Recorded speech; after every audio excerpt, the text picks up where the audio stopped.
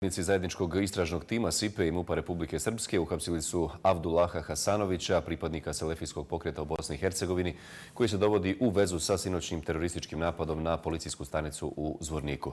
Iz SIPE je potvrđeno da je u toku i saslušanje više osoba u svojstvu svjedoka. Abdullah Hasanović je već privođen u septembru 2014. godine sa Bilalom Bosnićem i još 14 osoba u okviru policijske akcije Damask, a zbog sumnje da su finansirali i javno podsticali na terorističke aktivnosti, organizovali i vrbovali BiH državljane za odlazak u Siriju i Irak. Navodi se da je napadač Nerdin Ibrić u posljednja 3 mjeseca intenzivno se družio sa Hasanovićem, koji je do prošle godine boravio u Siriji. Potvrdio je to i ministar unutrašnjih poslova Republike Srpske Dragan Lukač. U sinoćnjem napadu ubijen je policajac Dragan Đurić. On će sutra biti sahranjen na zvorničkom groblju Karakaj uz najviše policijske počasti.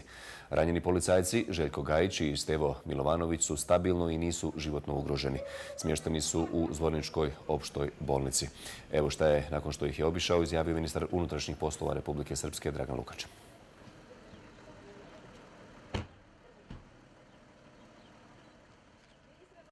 Evo, obišli smo naše policajce koji su ranjeni prilikom sinoćnog terorističkog napada na policijsku stanicu u Zvorniku.